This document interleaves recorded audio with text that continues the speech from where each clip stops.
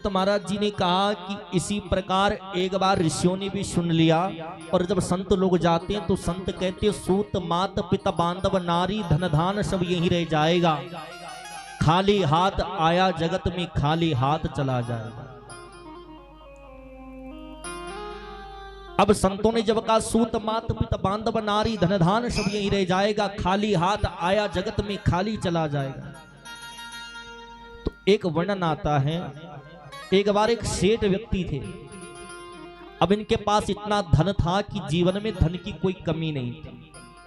अब इन्होंने संतों के मुख से सुन लिया ऐसे ही, तो इन्होंने विचार किया कि क्या फायदा जीवन में जन्म लेकर कि मेरा सदा धन यही छूट जाएगा।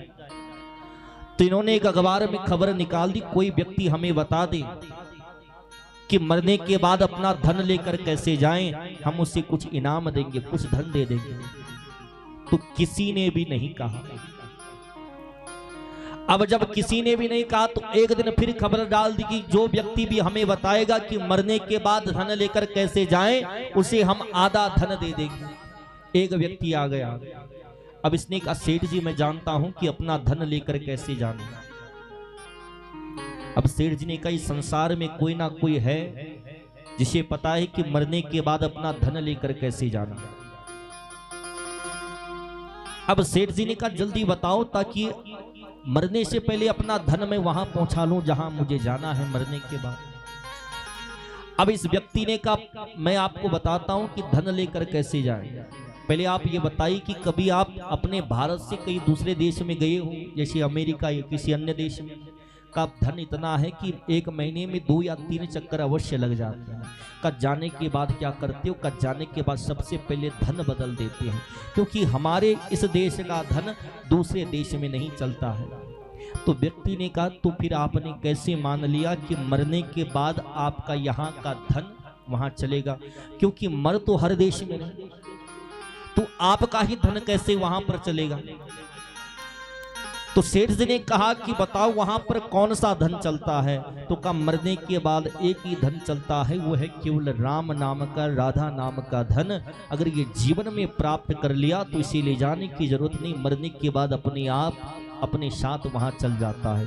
बोले रामचंद्र भगवान की जय। तो का राधा नाम राम नाम धन कैसे कमाए, तो का परोपकार करके, परोपकार पुण्याय पापाय प्रपीडन, अच्छे कर्म करने से, बड़ों का आदर करने से, अतिथि का सत्कार करने से। आपने कथा सुनी।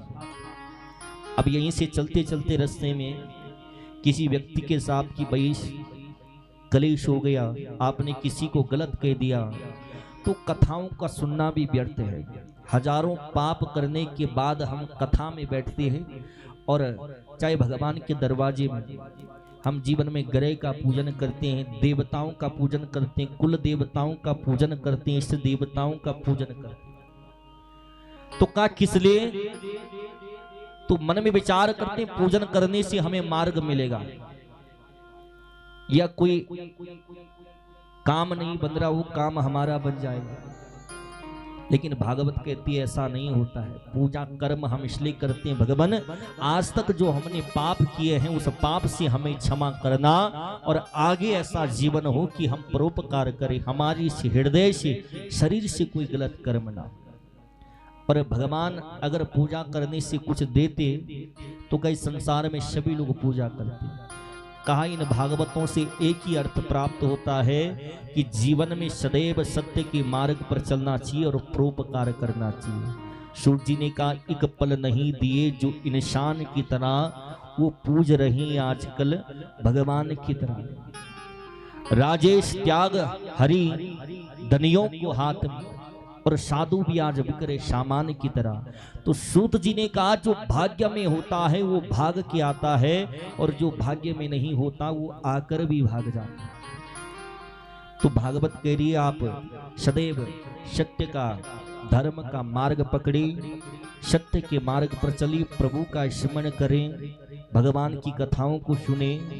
स्थूल भगवतो रूपे मन संगारये धत्या, जीता शनो जीतशु और तीत संगो जितेंद्रिया। अगर जीवन में कुछ जीतना ही है तो केवल मन को जीतना चाहिए, और ऐसा स्थूल बनना चाहिए कि ये मन केवल सत्कर्म में लगे, अच्छे कर्म में लगे। अब एक बार एक